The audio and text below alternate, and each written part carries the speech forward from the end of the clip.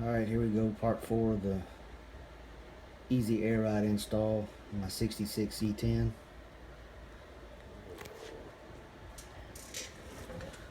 I've already done the driver's side, but I haven't tore down the passenger side yet. The only thing I've done is already separated the tie rod, and I've already got the ball joint separated. Good BFH, I always get things separated, so for now I got a ball joint separator, but I'm gonna have to reuse all this for now, which is kind of nice because I'd rather, make mistakes on these components if I have to drill a hole or whatever versus the other stuff, because I got some that came off my 70 that's in the attic that I'm gonna reuse, or I'm gonna use on here. I'm gonna rebuild those. That way when I redo the whole front end, I mean, it's everything: idler arm, pitman arm, all the steering linkages, upper lower ball joints, shafts, everything. Once I do all that, then I'll have a completely rebuilt front end. I already got new shocks for it. I use the stock height shocks. Steve from Ezair Ride said I could reuse all my shocks. I am going to keep the drum brakes for now, but I will be upgrading the disc, and then when I do that, I'll use drop spindles. Just to let you know, you will have to cut this whole thing off, the bump stop, and I guess that's a steering stop, I think. Yeah, because that little tank hits that. I'll show you on the other side, the bag. I test fitted without cutting this, and the bag came in contact with that relatively quickly, so it's all got to be shaved down. Here, I'll show you the other side.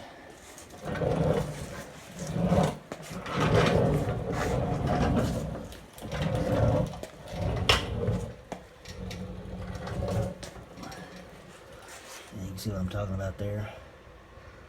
Cut all that down.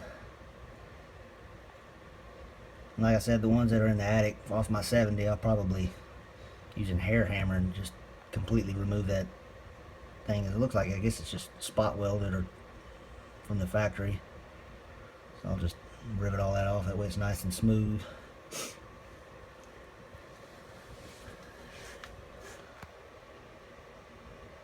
The upper bag bracket is, let me get off this chair.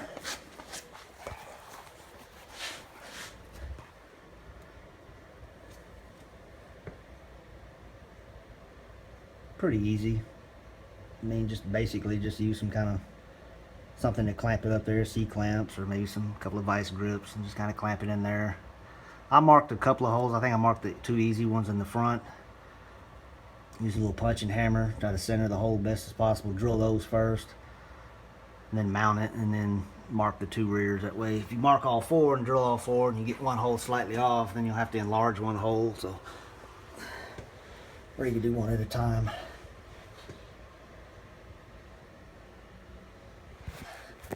Honestly, I don't like this lower cup. I really don't. Because when the bag collapses, it sets on that control arm, and I don't like that. I don't like that at all. I called Steve at Ezair Ride, and he said that's perfectly fine. This is not going to damage the bag. I'm like, well, okay. I don't know about that, but that lower cup just sets in there. I mean, it doesn't bolt anything. I mean, you bolt the cup to the bag, but you can see there's nothing. I don't have nothing holding it down. Just sets in there. I kind of used a piece of wood and a hammer, and I just kind of tapped that side where the USA sticker is, and just kind of whacked it in, kind of seated it in spot. And the holes are elongated, can see that, but kind of got the bag pushed back. I may try the other side and kind of sneak it forward and see how that looks. Like, have the bag coming towards the spindle as far as it can on those, on that lower mounting cup there. I'll show you what I'm talking about on the elongated holes, so you better have an understanding of what I'm talking about. Already got this bag somewhat assembled. See, those holes are elongated. You can slide it back and forth. So I may try that on the other side and then collapse it and see. And it gives me a little bit more clearance. There's the upper. Get that out of the way. The upper bag. I don't know why it's notched right there. It makes no sense. I've looked at other companies and it's just, you know, just kind of fits the control arm.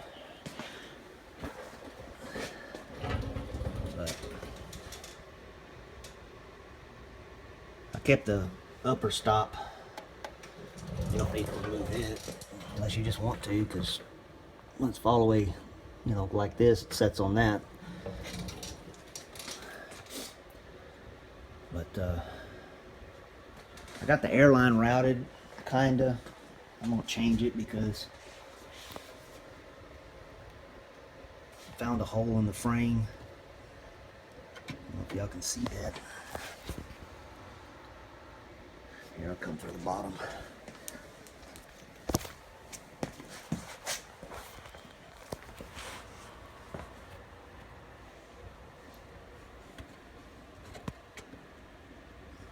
Right by the motor mount.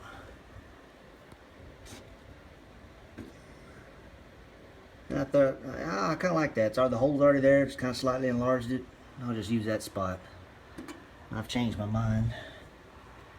Probably gonna just drill a hole. I just drill a hole right here behind this brake line. Let's see, where's it at? Yeah. Where that Z's at from me scraping crust and dirt and stuff. And then go to this hole right here. There you go. Use that hole right there. I got some scrap hose. It fits in that hole perfect. And the 1/4-inch airline will go through that little hose. That way it doesn't rub out. I don't have any grommets that are that thick, but pretty thick metal.